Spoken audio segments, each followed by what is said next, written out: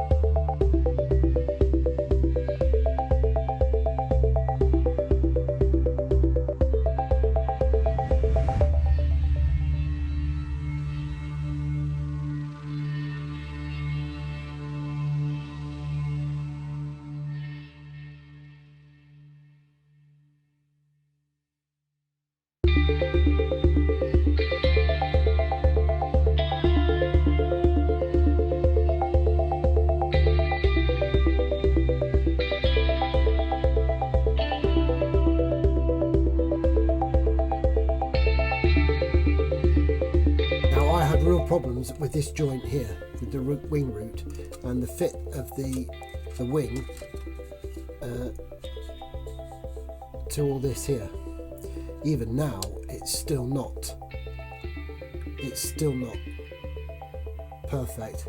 I've had to, and what I'm going to have to do more of is sand this area here and take a bit out of the wing for it to push in, but obviously what I'm losing, as you can see, I've lost this part of the fuselage here. I don't particularly know why. I don't think it's something I've done, but then again I don't think it's the kit either. I don't really know what's going on. It all seems to be fitting everywhere else, but this part here is a real pain. So I'm just going to have to attack this again with a bit more sanding, and let's see what happens, see if I can get it in.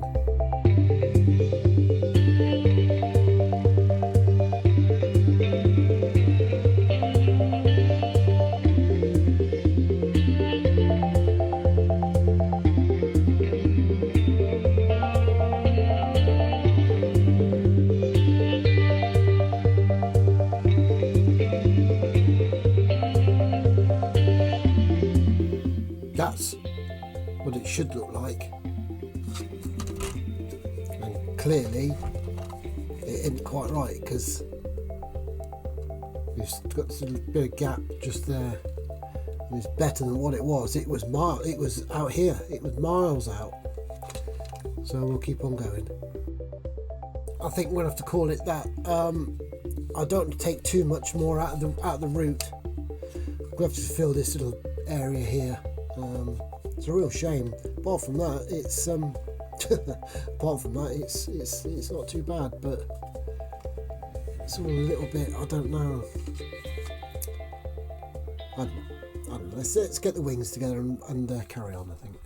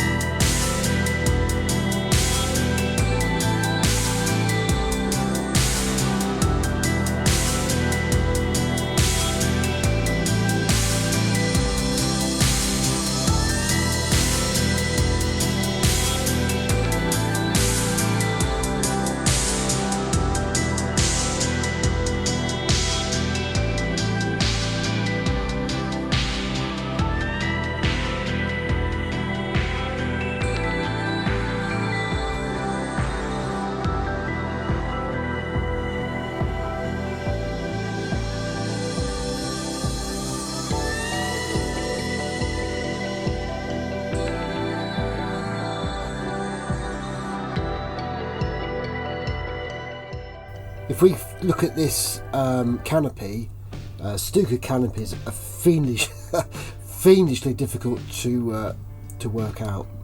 Now obviously I've used the Edward set and I'm not quite sure it's as accurate as it should be. The open canopy I've tried to muck about with, but I made a right mess of that, and this isn't right anyway. We know that this is a pain in the ass, so chuck that out. So it can be closed canopy, and I've done as best as I can. Aficionados of Stukas will probably put this to shreds, but there you go, that's as good as it's going to be from me.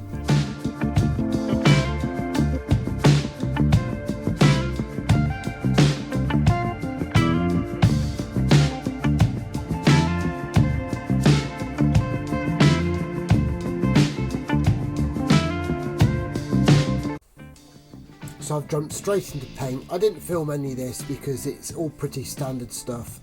This is RLM 7071 Mr. Colour.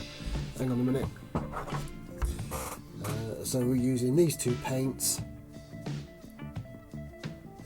and that was over a black Mr. Surfacer primer, and we've done underneath. That is 65 again, which is going to be Mr. Colour. So that's 65, 70, all pretty standard Luftwaffe second war colours. But obviously, because we're going to like do things differently and difficultly as well, we're going to get some 79 on there. So this will be a disruptive scheme over the top. I think you could probably see where this is going. So like I said, I didn't bother filming this because I thought it was pretty standard stuff. There was no basing or anything. It was purely just hosed on to get that nice smooth finish. Now that's with Mr. Leveling Thinners as well. You know, that's pretty smooth. That's no gloss coats, that's no nothing. Got a bit of overspray here and there, but I ain't worried about that too much. So what we'll do, let's get some of this on.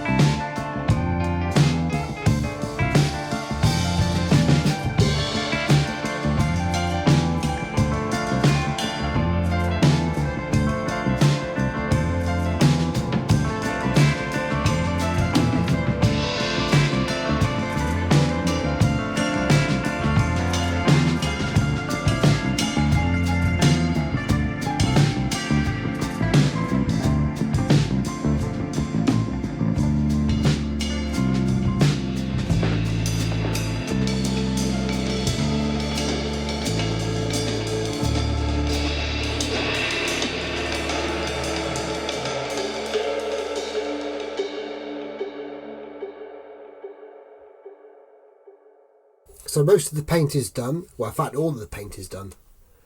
I might have a little couple of touch-ups here and there, but that's pretty much all done. We've got a clear coat of X22, which is very good, very excellent. All thinned down with, obviously, with this leveling thinner. So, clay wash time. It's a bit of an older technique, really. We all know about clay wash. You must have used it.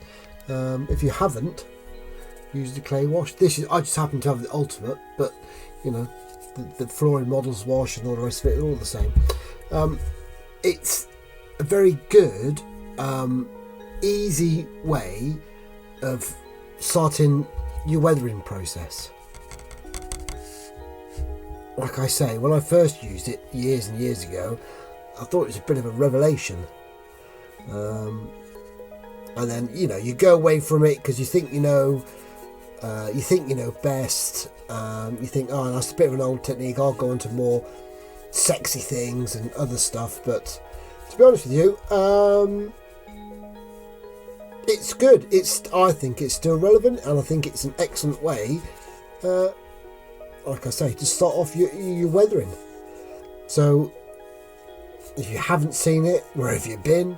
But all you do, you just slap it on, you let it dry, and then you wipe it off. So that's what we'll do now.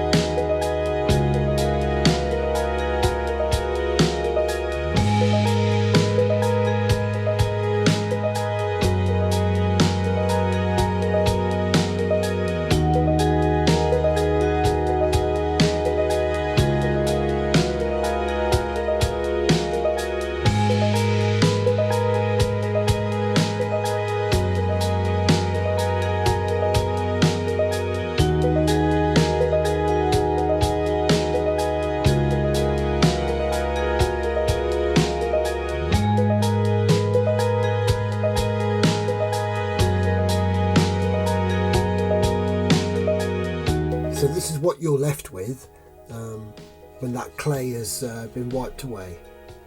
So what this is going to have now, it will have like a matte coat, matte all this down, and then we can start with a bit more weathering, probably a bit of, I don't know what yet, probably a bit of oils and a bit of enamels and whatever we've got to dirty this old bird up.